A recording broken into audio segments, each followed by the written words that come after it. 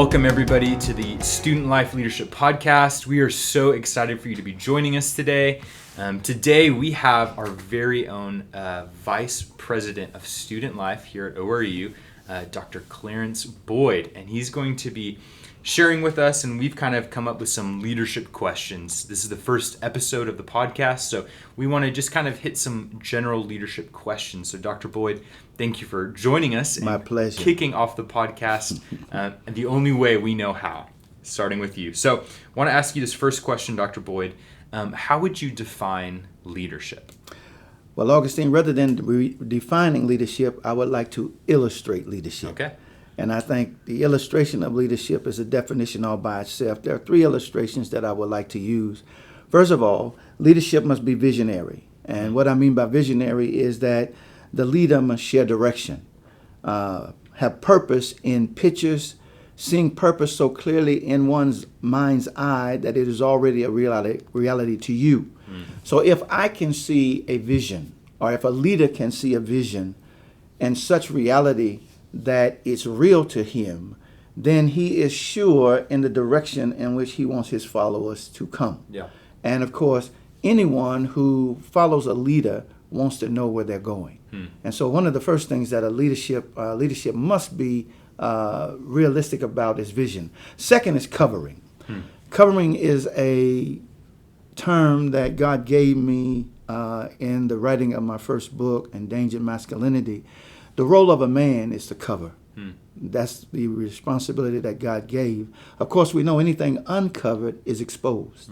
And of course, we see the detriment of that, not only just in the family with the absentee father, but also just in the culture at large because of a lack of leadership. Yeah. And so it's very important that we understand this. I like to illustrate it this way. God is a leader, and he's a leader all the time.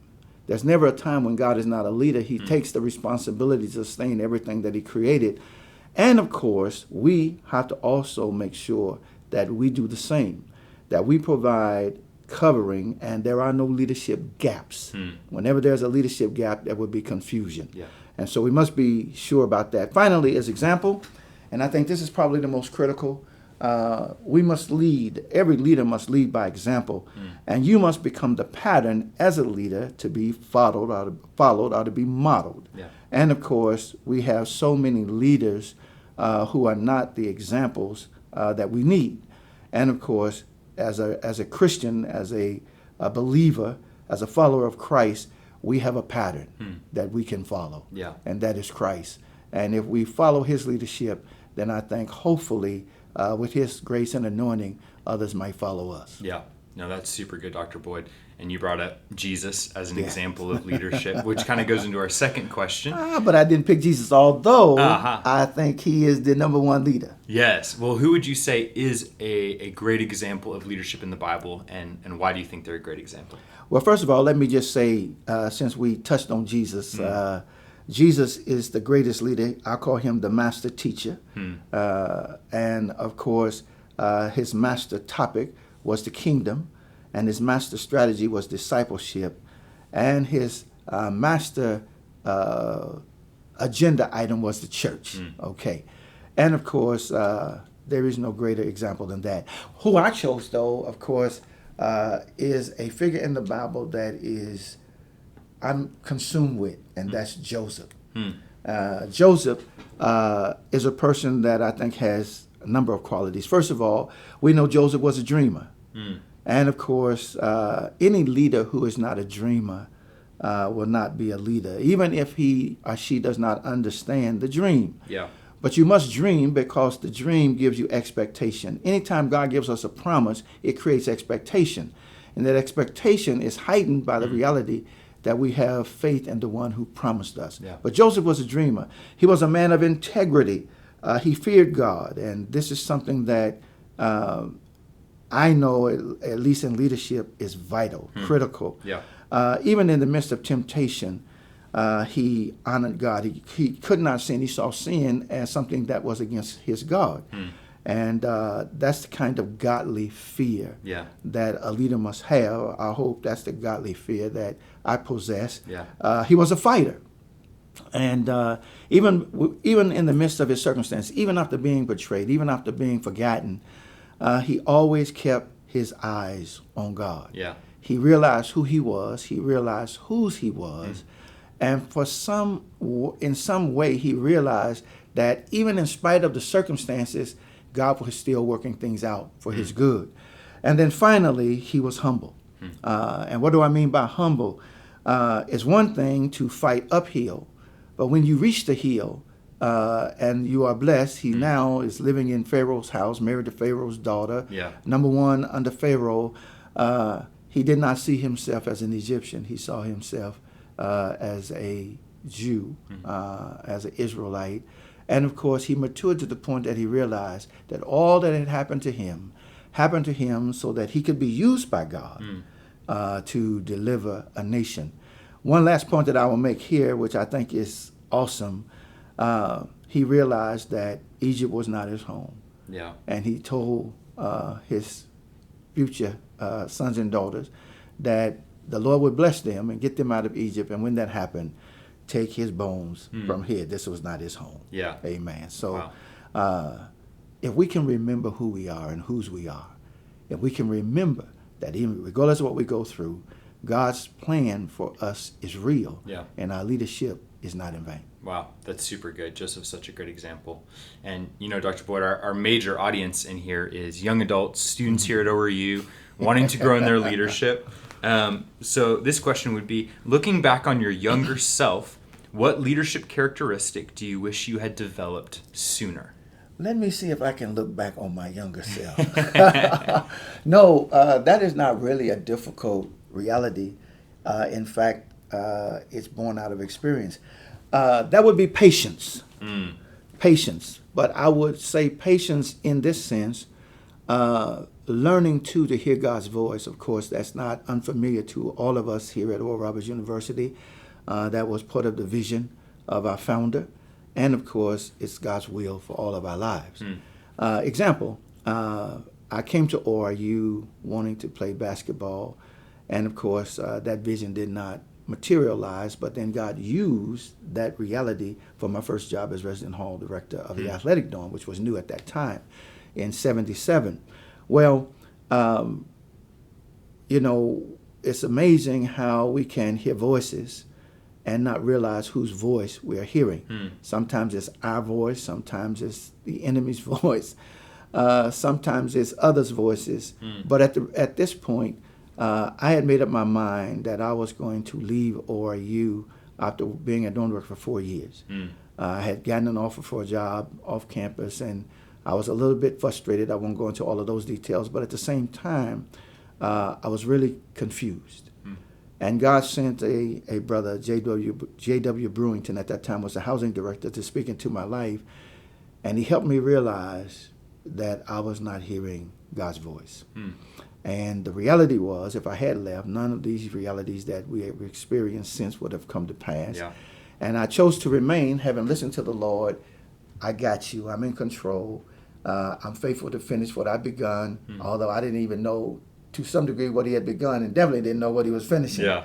But that 1 year made the difference. The patience made the difference. Wow. Because after that 5th year, then the track started as Dean of Men, Associate Dean, Dean of Students, on and on and on. Wow. And all of that would have been forsaken if I had not learned to listen. Yeah. But the truth was, I learned to listen to the voice of one who spoke to me, representing God's voice. Yeah. And so I would like to say to everyone listening, we're wanting to learn to hear God's voice. Sometimes God does speak to us through others, through brothers, mothers, sisters, peers, pastors, whoever, friends.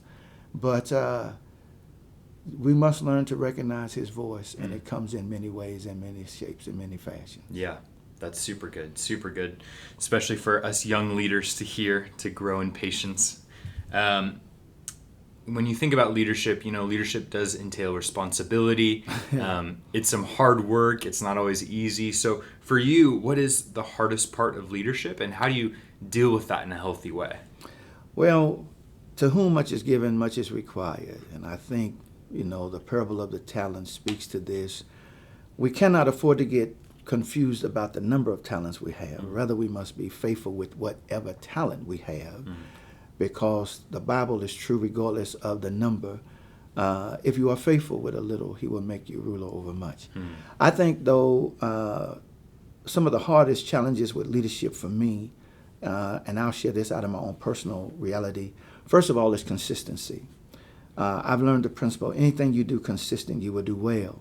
And of course, all of us, if we are honest with ourselves, realize that consistency can be a struggle in reality. But I think for me, I think consistency has to be a measure that I address to myself before others.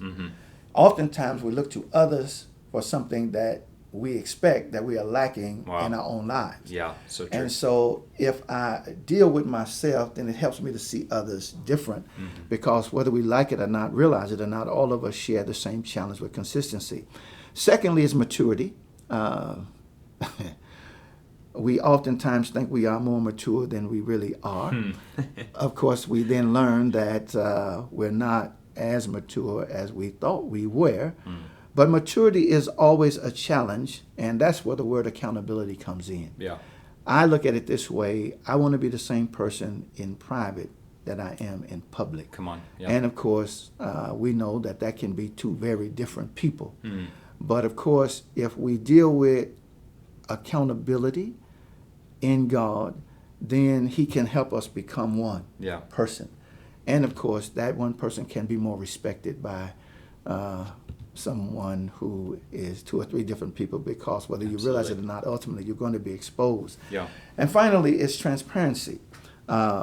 Transparency is just being authentic, being real. I don't want to put on a show. I don't want people to think more of me than I am. And then, of course, I've learned over time with leadership, don't always take what people tell you as authentic. You know, you the best this, you the best that.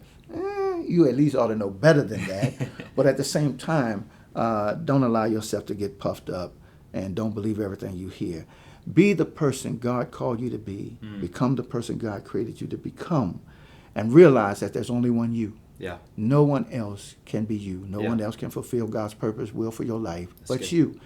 And you can be the best you that God ever expected. Just be you. That's awesome. So good. Well, as we're wrapping up the podcast, got one more question I want to give you. What is a leadership lesson that you want the next generation to really grasp? What's really important? Well, I think the leadership lesson that I would hope that the next generation would grasp more than anything else would be that of character. Proverbs 22:1 says, "A good name is more desirable than great riches. To be esteemed is better than silver or gold." And I think in the culture in which we live now, we can be so influenced, so impacted by the culture of this world, things, etc., that we forget about the value of who we are and the character that we are to represent. The character, Dr. Miles Monroe defines character as the complex of mental and ethical traits marking and often individualizing a person, group, or a nation. Character defines who you are. And I'm amazed at the number of young people that I see trying to be somebody else. And of course, whenever you try to be somebody else, you devalue your worth. And of course, you can be the only you that you can be. And character must be foundational in that. Thomas Paine said, "Character is much easier kept than recovered." Yeah, that's good. And so, you know, once you lose your reputation, once you lose sight of who you are, it is difficult to get it back. And even if you get it back, the people who observed that loss will not give it back to you so quickly. Finally, character is the most powerful force a leader can possess because it protects his life, his leadership, and his legacy. It manifests who he is and shapes who he will become. So character encompasses our totality. It's not only the life that I live, it's the life that I impart to my own legacy and to others. It's not only who I am, but it's who I will become. And if that can be the same person all the time, then hopefully that will be a person, you will be a leader that can be respected and loved and hopefully valued. Man, that's super good. Thank you, Dr. Boyd. I hope all of you were leaning in, taking notes, some great wisdom from maturity and experience. So Dr. Boyd, we thank you for sharing that with us. And what a way to kick off the Student Life Leadership Podcast. Such a great way to start it out. And so we hope you continue to tune in to the Student Life Leadership Podcast. We have some amazing people coming on here to speak and share wisdom. So lean in and let's grow in our leadership together.